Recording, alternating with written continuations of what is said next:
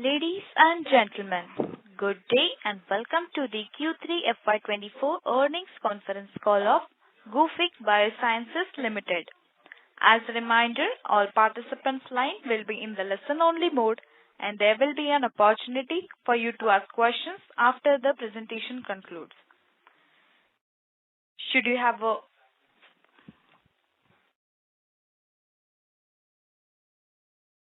I now hand the conference over to Ms. Ami Shah, the Company Secretary. Thank you, and over to you, ma'am. Thank you, Anita. Good evening, ladies and gentlemen, and a warm welcome to Gufic Biosciences Ltd. earnings conference call for the third quarter of FY'23-24. I have with me today Mr. Pranav Choksi, Chief Executive Officer and Whole-Time Director, Mr. Devkinandan Roonghta, Chief Financial Officer, and Mr. Avik Das from Investor Relations team to give the highlights of the business and financial performance of the company and to take queries, if any. We will begin the call with business highlights and overview provided by Mr. Avik, followed by a financial overview from our CFO. Following the opening remarks, we'll open the floor for the Q&A sessions. I'll now pass the floor to Mr. Avik. Over to you. Thank you, Ami, and thank you for joining us for Gufic Biosciences third quarter call. I'm delighted to present our update for this quarter, and I'll highlight the progress we've made on various fronts, beginning with the CAPEX at Indore. So our state-of-the-art manufacturing facility is progressing rapidly. The facility will have an annual capacity of approximately 52 million lyophilized injectables, about 60 million liquid ampule injections and 30 million liquid vial injections. This will position us as one of the largest single sites in the world for injectable products, especially in the general category. We remain very committed to ensuring the highest level of quality and regulatory compliance and are currently undertaking extensive validation activities to ensure the same. And on those lines, our efforts have started bearing fruits, and we've received the drug manufacturing license from the FDA at Madhya Pradesh. Now moving to our strategic business divisions and starting with critical care.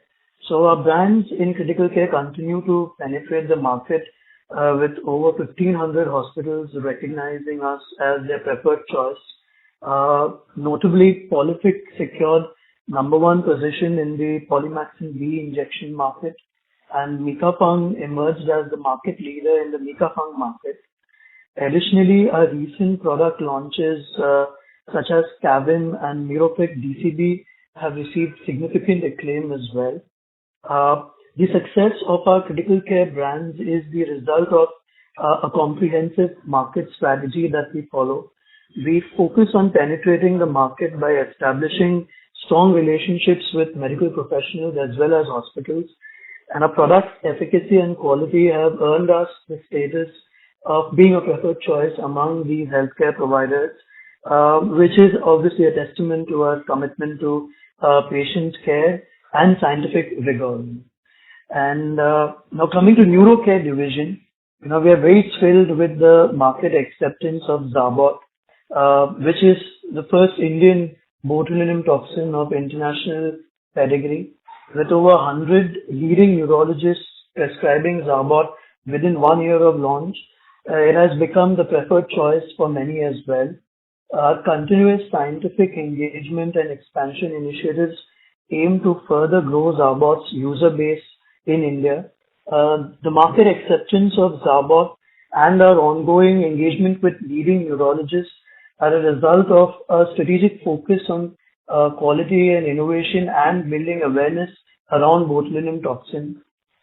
We recognize the unmet need for high quality botulinum toxin type A in the Indian market and have leveraged our scientific expertise to develop a product that meets with the international standards. And our continuous scientific engagements and expansion initiatives further aim to grow Zarbot's user base in the years to come. Now on to our Ferticare division. The launch of Supergraph and Glucosin Alpha further demonstrates our commitment to addressing some very critical issues in the infertility treatment. We are also excited about the introduction of the dydrogesterone ER tablet in time to come. All of this will offer convenient and effective options for patients that are undergoing fertility treatment. And our innovative product development in the Ferticare division is, driven by our commitment to address some of these critical issues in infertility, such as, recurrent implantation failure. We understand the challenges faced by patients and healthcare providers in this area, and it's our endeavor to keep responding with products, such as Supergraph, Glucosin Alpha, and of course, these products represent a significant milestone for our commitment to growing infertility division for Gufic as well. Now, coming to our mass market divisions of Spark, Stellar, and Healthcare, these divisions have been witnessing robust growth and market leadership, especially in products such as the Dydro products in Spark division, and we continue to introduce very innovative products in this division such as Polmacoxib and Gufican. And our strategic focus to diversify in Stellar division is paying us good dividends, with oral and topical products now contributing 50% of sales. Now, coming to Sparsh division, we are very proud of the market penetration that we have achieved in the Sparsh division. We have touched and are dealing with 117 hospitals as of December 23. This is again a testament to the commitment of our team and improved quality and efficiency in our supply chain.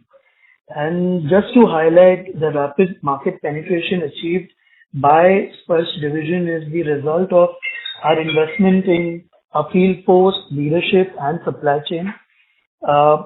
We recognize the importance of building strong relationships with hospital and healthcare providers, and our commitment to quality and transparency has helped us to establish a strong foothold in the market. And the model has emerged to be very robust, and it's a win-win for all the participants, and we anticipate this growth trajectory to continue, and we will keep investing in building the product portfolio as well as the field team in Sparsh. Now coming to Aesthaderm division. So Aesthaderm's achievements are a result of our focus on advancing aesthetic care through research and innovation. Our initiatives such as Face Off, and which was a split face study with a leading botulinum toxin brand, and advanced aesthetic programs aim to elevate the standards of aesthetic care in India. Through initiatives like GROW, we are fostering new dialogues on advanced indications and complication management in toxin practice, which is extremely essential as the market for botulinum toxin grows in India. And ECI's emergence as a center of excellence in Mumbai is a result of our strategic investment in infrastructure and talent. We understand that providing unparalleled levels of knowledge, training, and service are essential for establishing ourselves as a leader in aesthetic care, as well as growing the market for botulinum toxin. And the Open Knowledge Repository is an example of our commitment to sharing insights and advancing the overall field of aesthetic care in India. Now, on the international business front, we continue to make strides in international markets with registrations across molecules and countries. Our strategic focus on regulated markets and new product registrations furthers our position as a global player. Our success in the international market is a result of our focus on leveraging our existing formulations and targeting new markets based on market gaps and opportunities. We recognize that different markets have very different needs, and our approach is to tailor our products and our portfolio and marketing strategies accordingly. And a quick update on the R&D. Our efforts in peptide R&D and innovative drug delivery system, it underscores our commitment to self-reliance and adding new therapeutic segments to our portfolio. We are also excited about the progress of Selvax in addressing the urgent need for effective pancreatic cancer solutions. Of course, there's a long highway in front of us with Selvax, but we are very excited with the progress that we are seeing in our investment there. We also recognize that developing new APIs and augmenting our molecule portfolio and drug delivery systems are very essential for maintaining the competitive edge for ourselves in the injectable space. And it's our endeavor to align our R&D initiatives to help us achieve this overall philosophy that we have in R&D. With this, I'll hand over the call to Mr. Roonghta, our CFO, to give you all an overview of the financials. Thank you, Avi. I will going to highlight the financial results of Q3 of financial year 23-24 versus the Q3 of financial year 22-23, as well as the financial highlight of 9 months of financial year 23-24 versus 9 months of financial year 22-23. Total revenue from the operation in the Q3 of last financial year was 117.5 crores. This Q3 is 201.8 crores. There is a growth of around 13.6%. EBITDA margin in last Q3 of last financial year was 34.2 crores. This year it was 36.9 crores. EBITDA margin Q3 of last financial year was 19.3%. This year Q3 for financial year 24 is 18.3%. Profit before tax last Q3 was 27.2 crores. This year it was 29.6 crores. PAT margin last year was 15.3%. This Q3 is 14.7%. Profit after tax last Q3 was 20.3 crores. This year it was 22.3 crores. PAT margin last Q3 was 11.4%. This Q3 is 11.1%. Now, if you see the pictures of 9 months of current financial year versus last financial year, the total revenue in last financial 9 months was 517.6 crores. This year it was 611.7 crores. There is a growth of around 18%.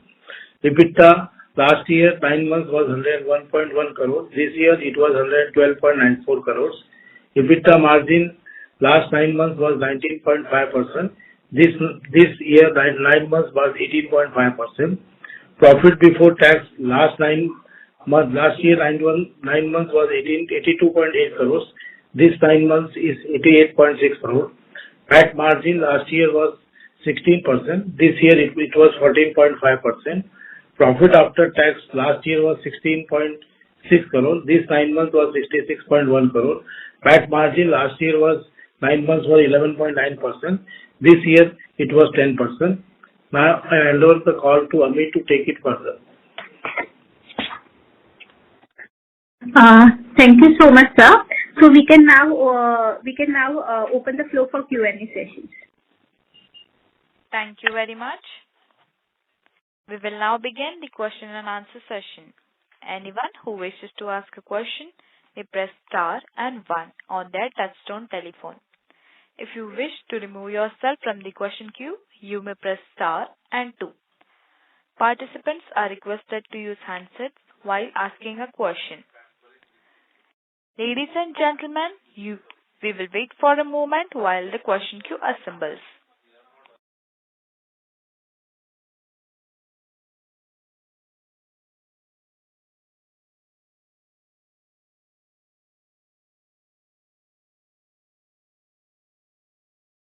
The first question is from the line of Adityapal Singh Jaggi from Motilal Oswal Financial Services Limited. Please go ahead. Hello, am I audible? Yes, sir. Hi, Avik. Hi, Pranav. Hello, Aditya. How are you? Please go ahead, sir. I'm good. Just wanted to quickly get the numbers on revenue from our SBUs, that is domestic branded business, CMO, international business, and how they have grown over the last year. Sure. So you are saying per quarter, or let me just give you a sort of a heads up, keeping in mind the YTD 9 months. Is that okay?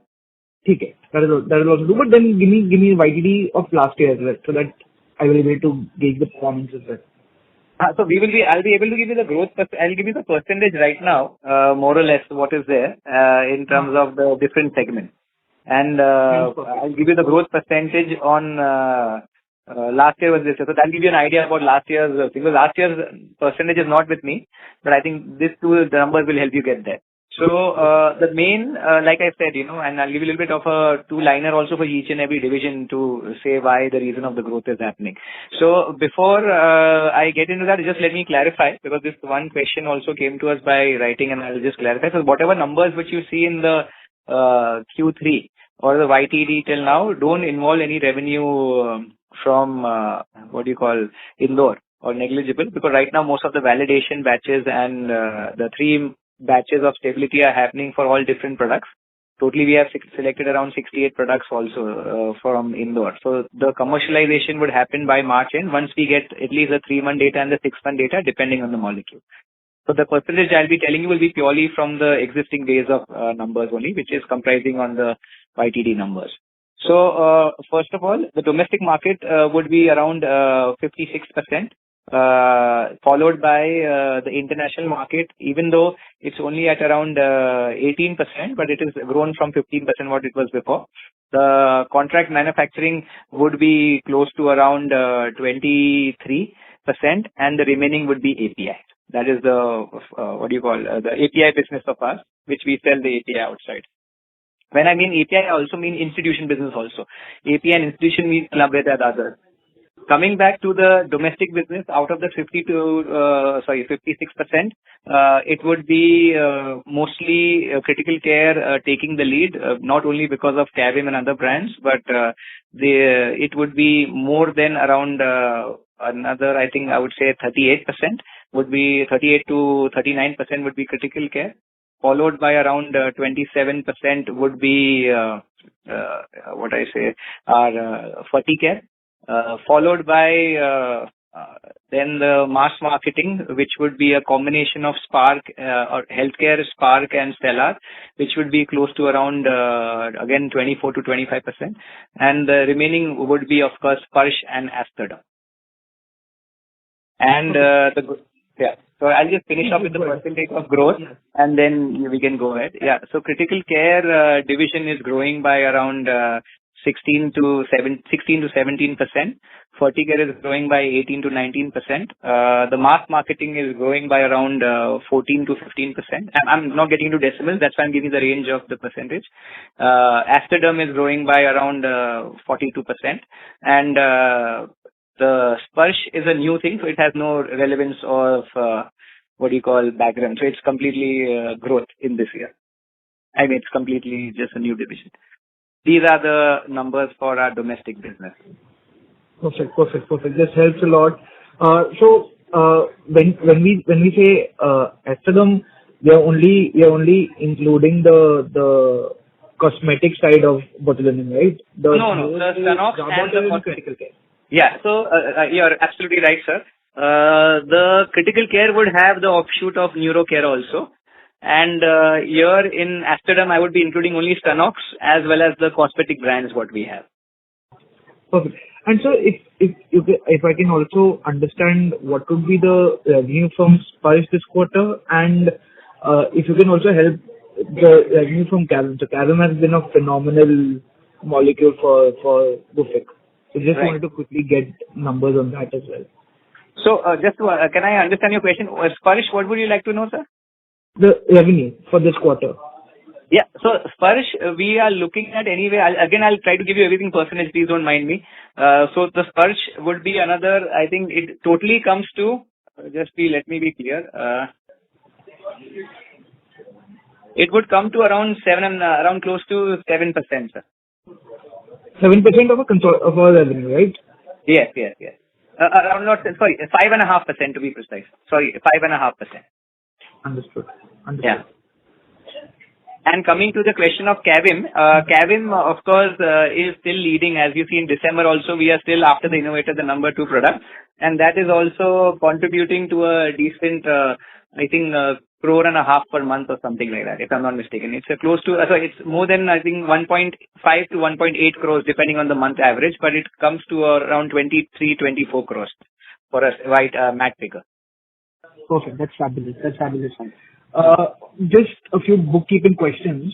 So, we've invested in our employees this quarter, right? Because our employee benefit expenses have increased, or have we increased the count of employees? Incentives are more, sir, more than the thing, and also the increment cycle in Gufic is different, sir. So it is more about the appraisal cycles in Gufic added up with the incentives which they have received, which also normally come during Diwali before that and apart from that. So that is how that's the two reasons it has gone up.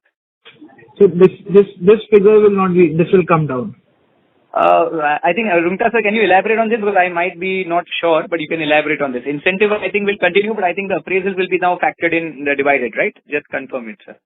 I can say that the average for the total employee cost for this quarter is around 30 crores. But most probably the average should be in the range of around 28 crores. So 27-28 crores will be always be, every quarter will be there. Additional 1.5 to 2 crore, which was the extra incentive, will be going to reduce in the next quarter. Understood. This is super helpful.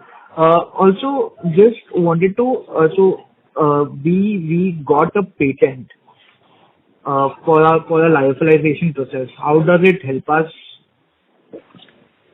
Oh, so are you referring to Umara Cyclin? Yes, correct. Yeah. So Umara Cyclin is basically a product which we are filing for DCGI. The product will be actually commercialized depending on the DCGI's timelines, hopefully in 2025.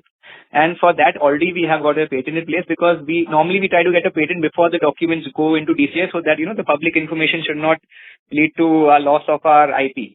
So that's why the patent was in place. This molecule is a future generation of tigecycline. Tigecycline is right now a molecule for certain. It's an antibiotic which is used for certain bacterial infections. It's an important brand for us because we are now almost out of the top 10 brands in India. We manufacture for almost 7 of them.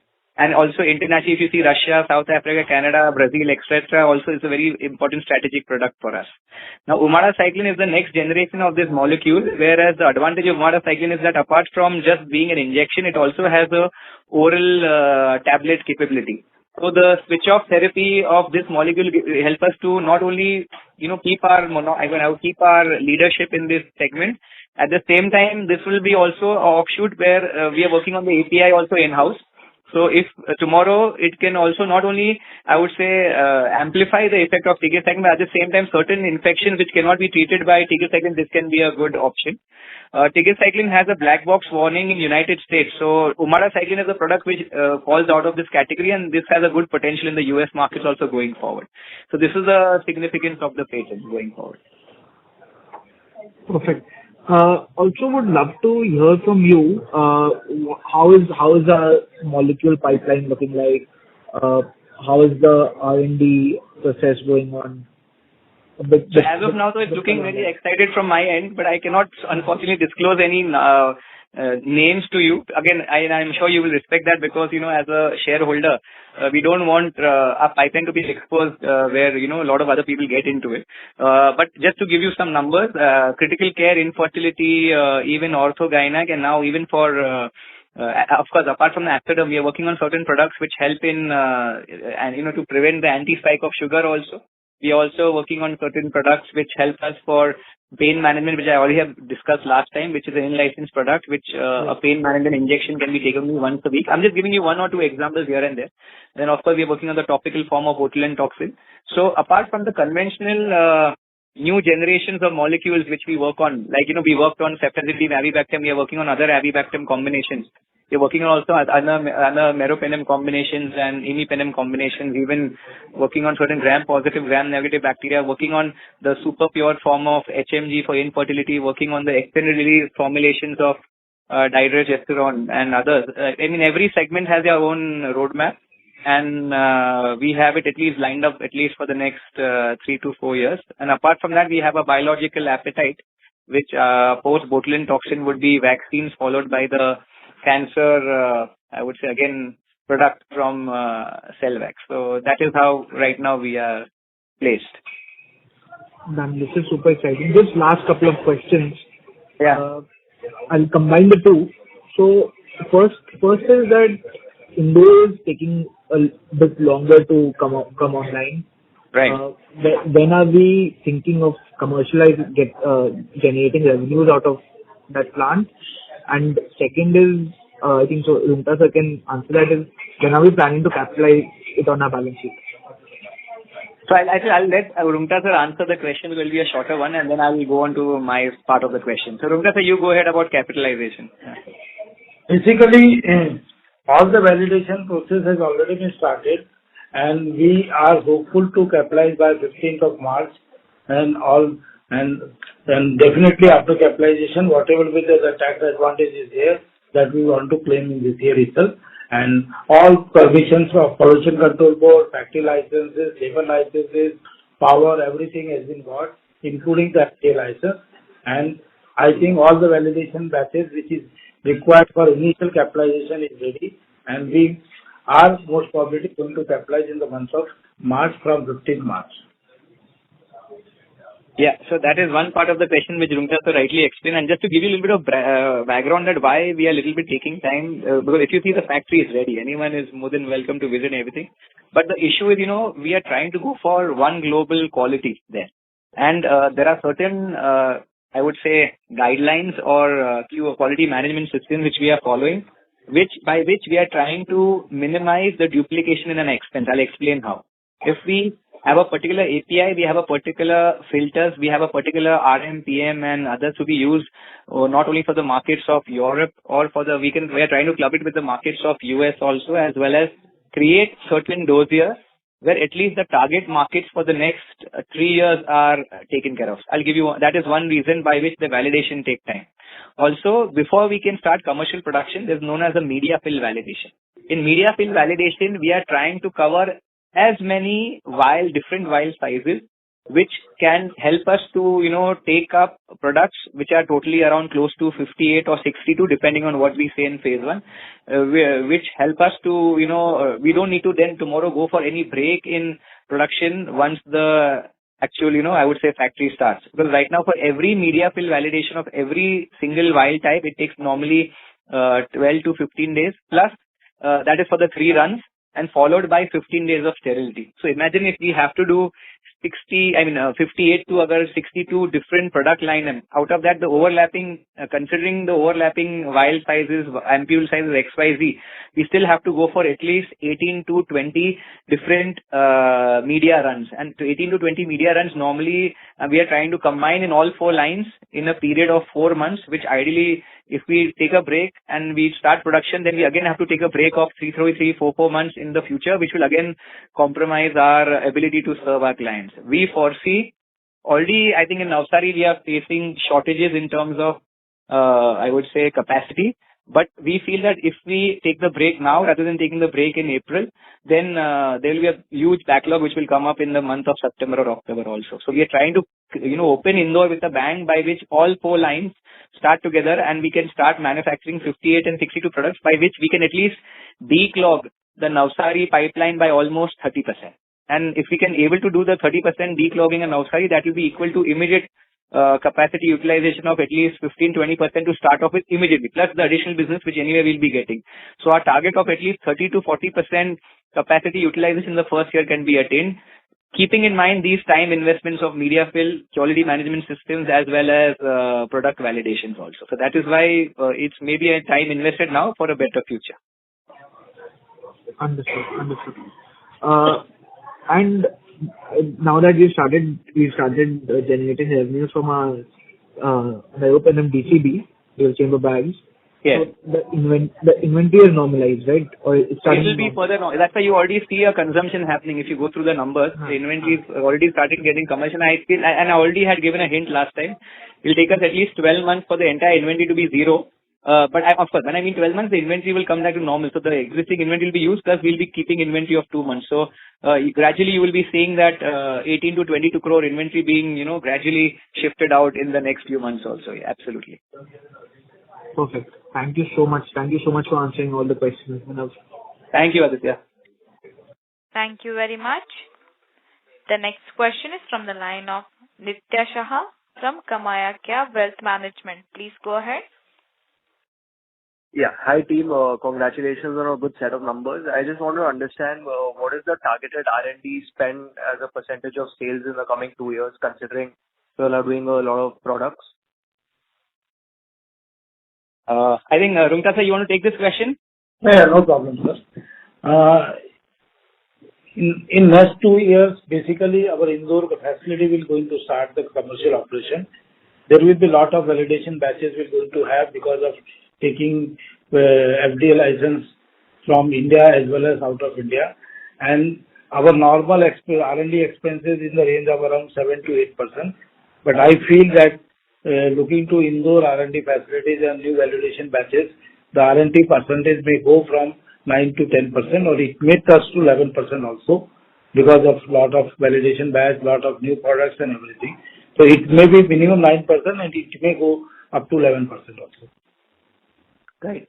And also a couple of con calls earlier I had asked regarding, you were saying that you would plan to franchise out more of Arisia centers. So what's been the progress on that, or is there still just one in Mumbai? Very frankly, this is something which we have little bit taken on the back burner because we wanted a particular, I would say, break even to be obtained in Mumbai, which we have not yet done so. And we just don't want to open the number of centers without having a proper business plan in terms of having legacy data to show that what would be the treatments to be pushed, what would be the cost efficiency, the pricing, and the actual break-even time for any new franchisee order to be done. So I still feel we have done a little bit, I would say, administration and organization changes. We have gotten some more experts from the field of, I would say, cosmetic background in terms of clinical experience and an administrative background also. And I still feel we will still see the next 6 months performance.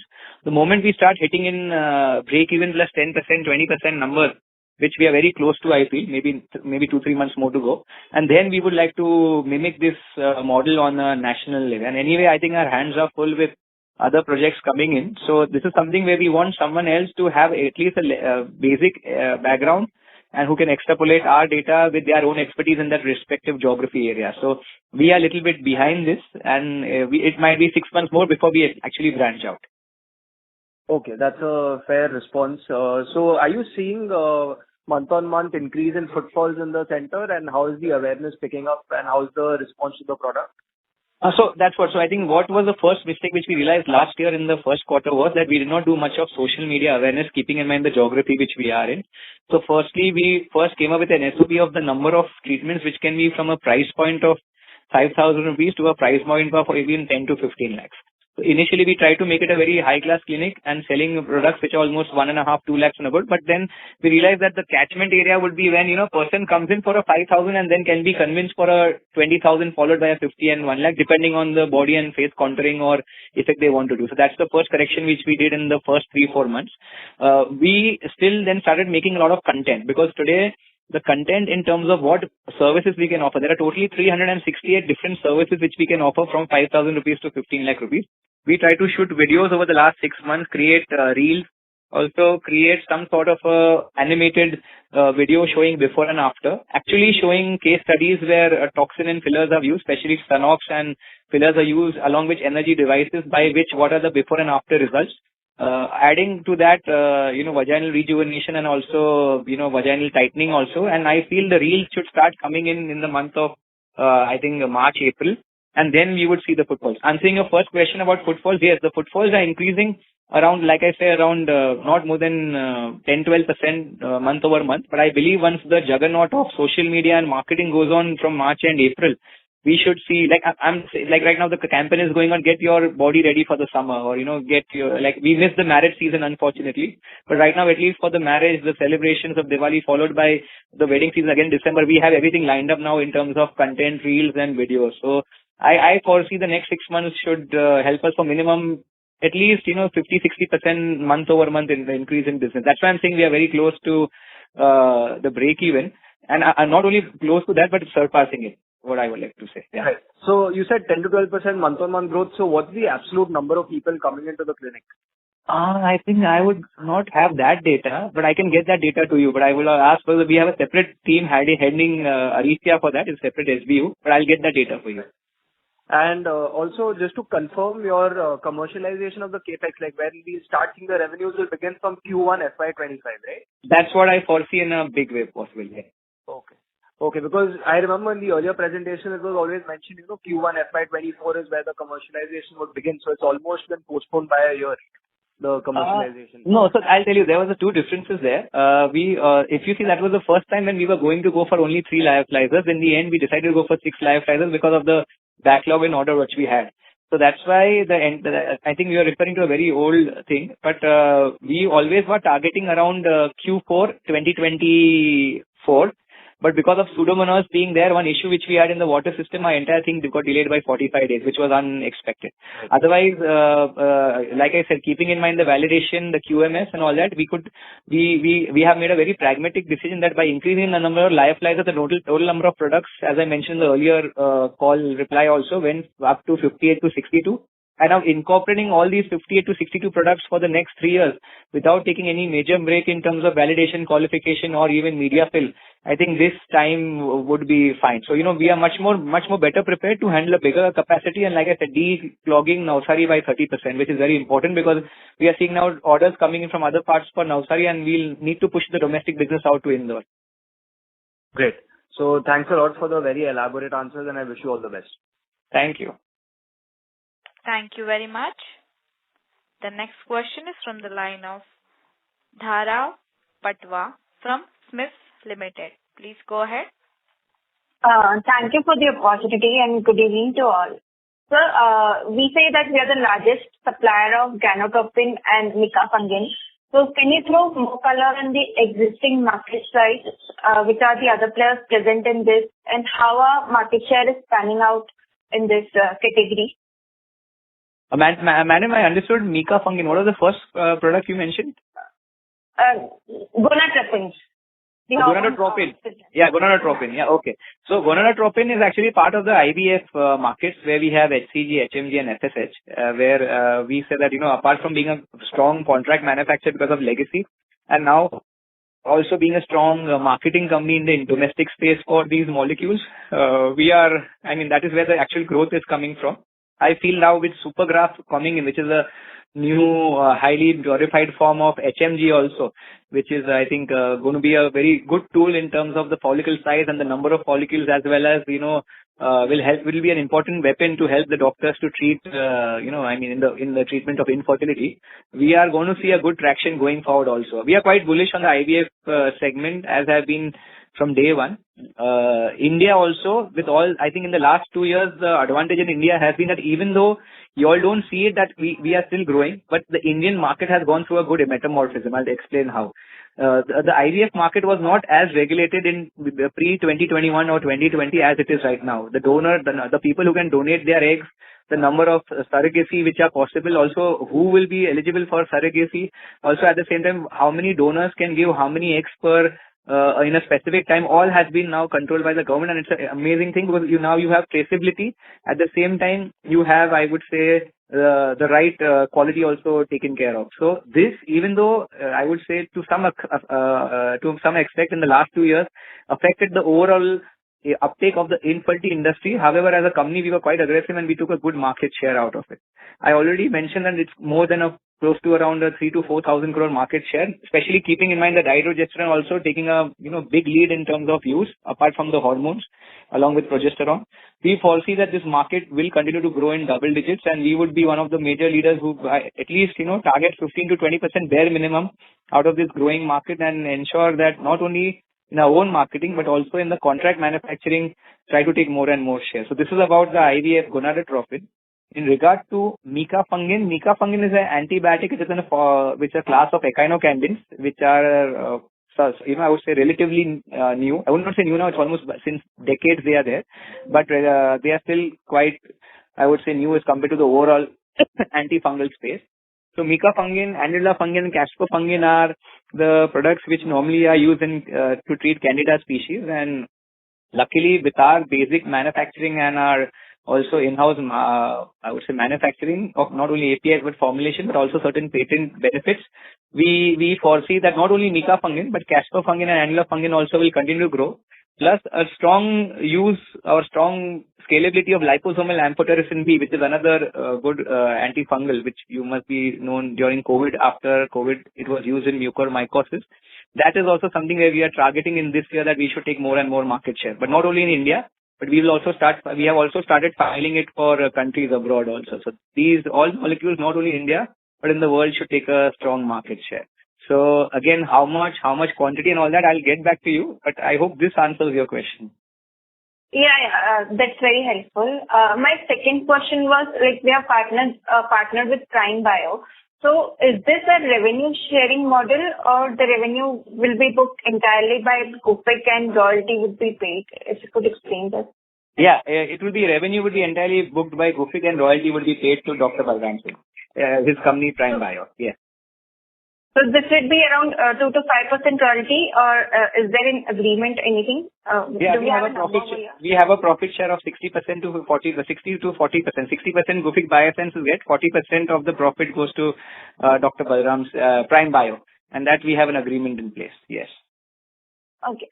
Sir, just last question. So what is the total debt as of December 23? I think I'll request Rumta sir to answer that question. There are two types of loans. Basically, it's a long-term loan that is called as a term loan. We have taken around 160 crores of term loan from HDFC Bank and Saraswat Bank for our Indore plants. And for our existing Navsari plant, only 15 crore rupees term loan is pending. The total loan outstanding as on today is around 175 crores. Other than this, there is limit sanction of working capital loan for 150 crore rupees. That is a fund base. Around 70-80% is limit has been utilized. Remaining is unutilized. Limit is available with us. Okay. I think here it's a good time to also elaborate on one point. I think Yumka Singh, maybe you can elaborate the point. Elaborate.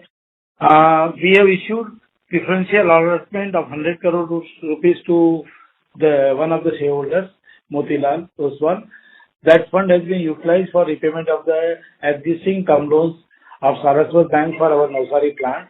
And also we have paid around 5 crore rupees to Ajit Birla Group, for which we have taken one residential flat purchase for the employees of the company, as well as for the guests coming from different locations.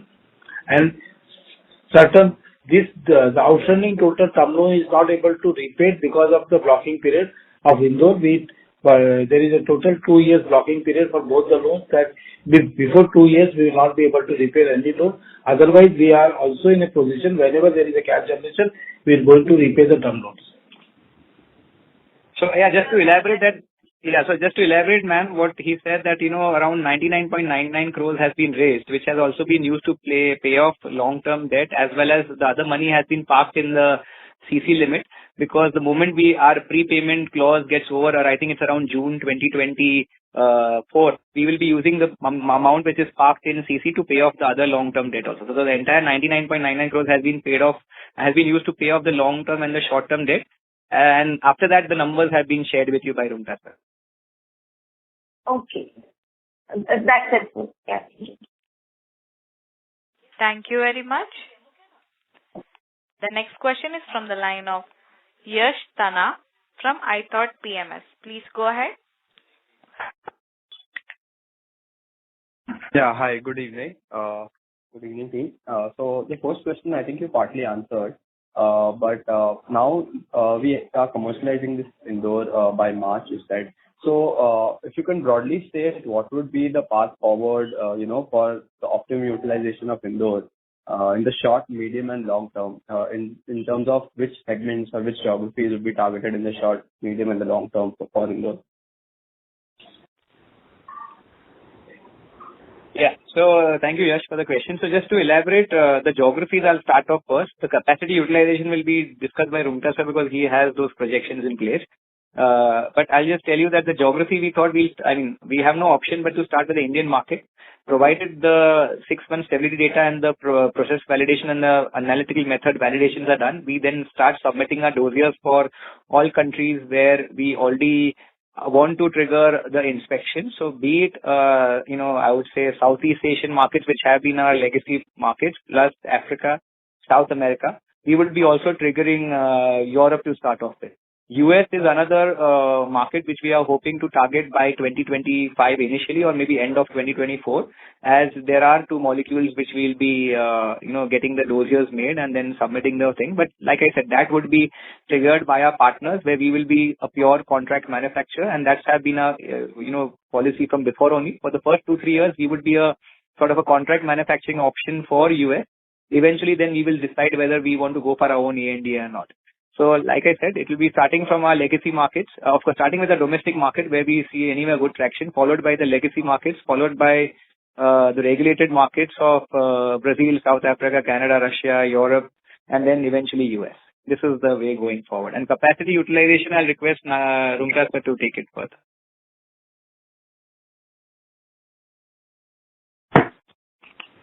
Pranav sir has already explained to you that initially we will going to target the domestic market. So in the first year of operation, we expect capacity utilization between 20 to 30%. Next year again also the main focus for will be a domestic market. I feel that the capacity utilization will be going to jump from between 30 to 40%. And after 2 years, when we get a permission from the market will be open all over the world, the capacity utilization will going to jump.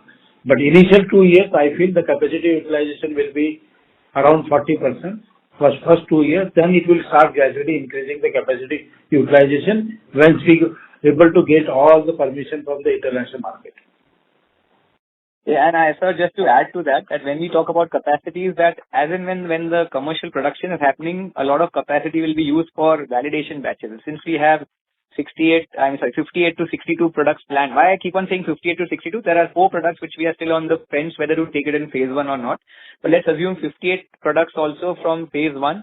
Then we have to plan for 3 validation batches also in 2 different batch sizes. So we're looking at 58 into 3 into 2 batches to be taken at least in the next 1.5 year, which will help us to produce dossiers to take it to the international market. So those also will be, even though manufactured, it will have no commercial relevance till the dossier is approved in those countries.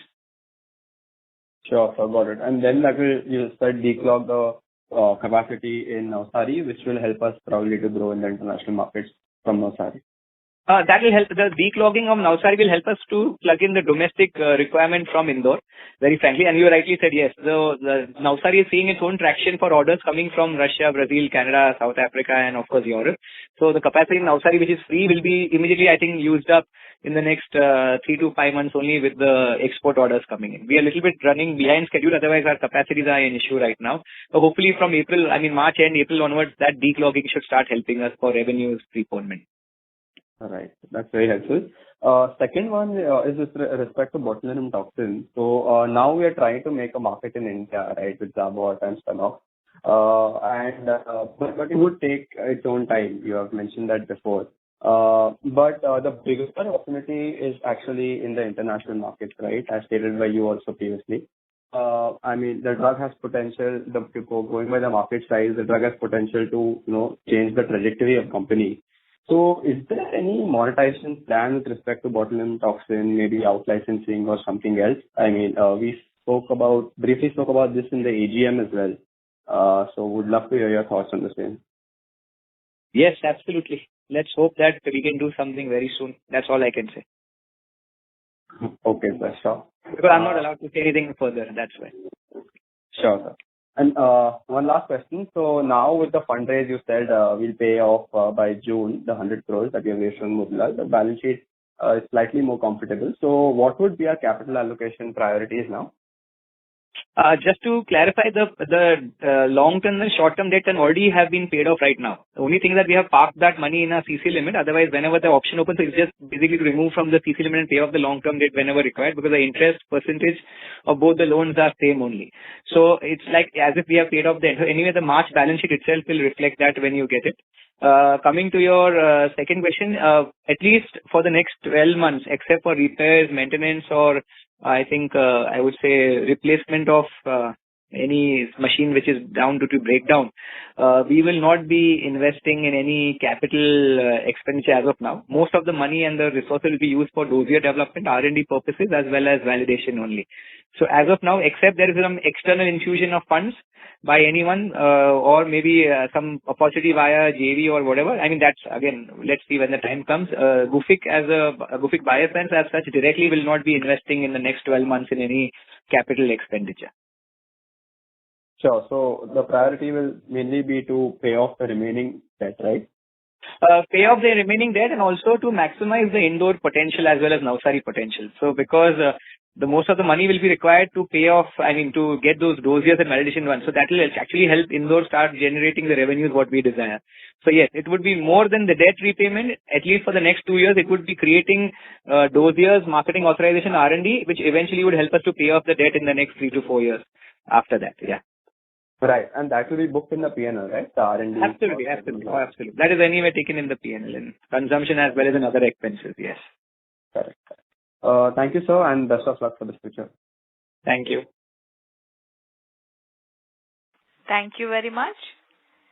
The next question is from the line of Bhavya Sunawala from Samarsa Capital. Please go ahead.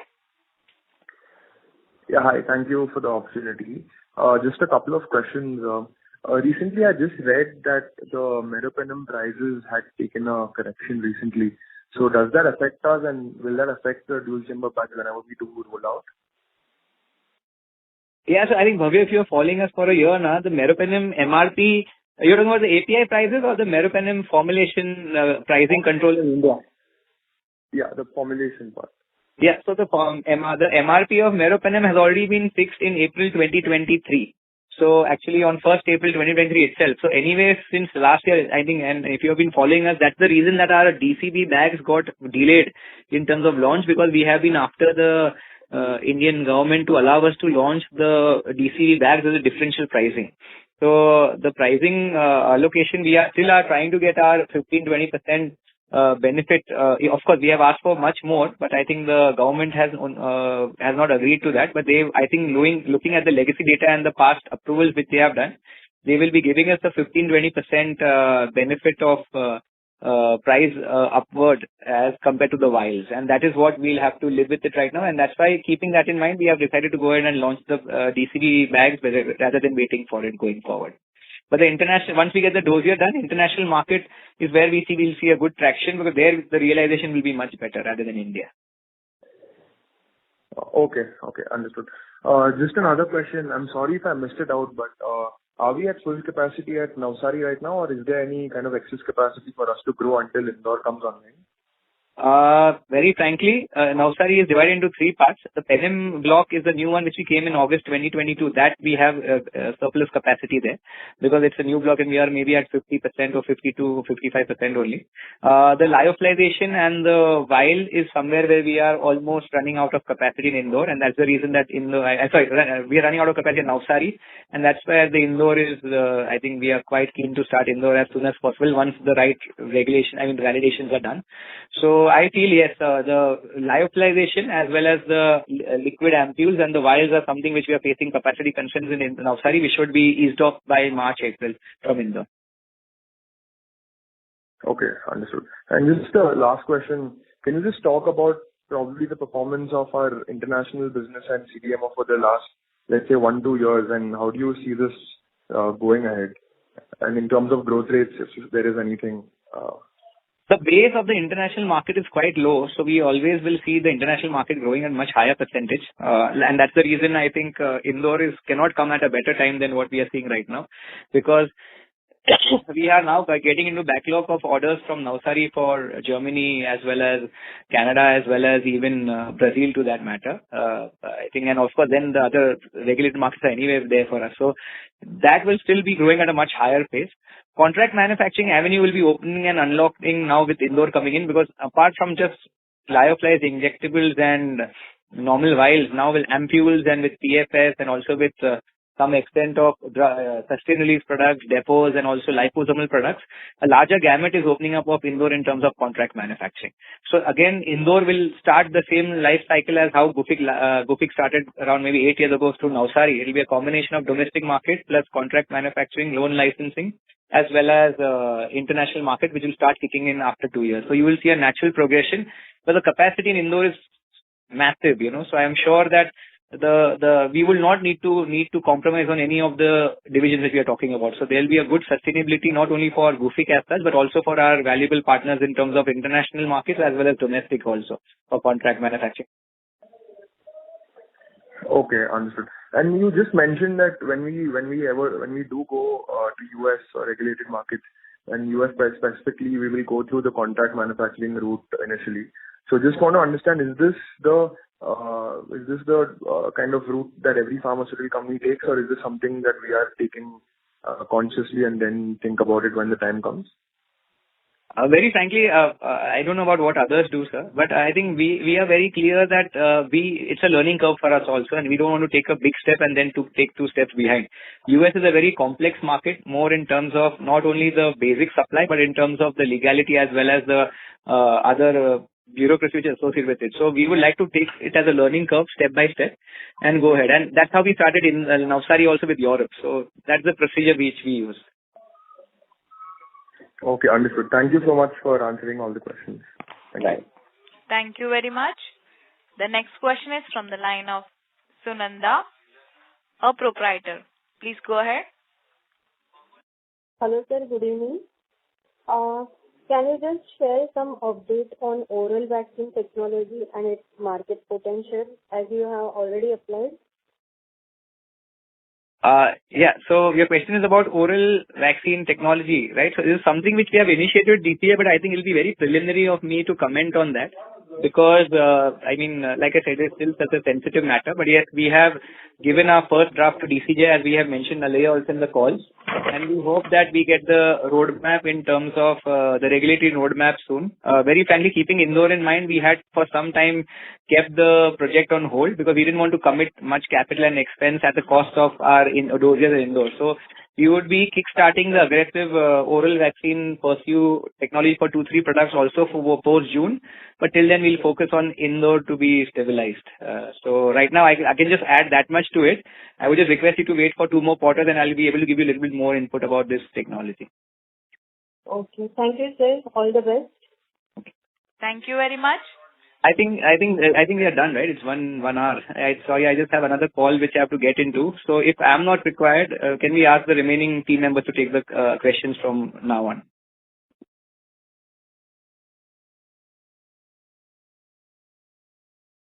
Sorry. Okay. Am I audible? Yes, sir. Yeah. So I thought we had a hard stop at 5:30. Participants have answered, sir. So there are no other participants. Okay, great. Yeah, great. I will now like to hand the conference over to Ms. Ami Shah, the Company Secretary, for closing comments. Thank you. If you have any further questions, please feel free to reach out to our investor relations team. Before we conclude the call, I would like to reiterate the disclaimer. The information, statement and analysis made in this document describing the company's objectives, projections and estimates are forward-looking statements. No representation or guarantee either expressed or implied is provided in relation to this document. The document should be regarded by recipient as a substitute for the exercise of their own judgment. The company undertakes no obligation to update or revise any forward-looking statement, whether as a result of new information or future events or otherwise. With that, we conclude today's call. We appreciate your participation. Thank you for joining. Thank you. Thank you. On behalf of Gufic Biosciences Ltd, that concludes this conference. Thank you for joining us, and you may now disconnect your lines.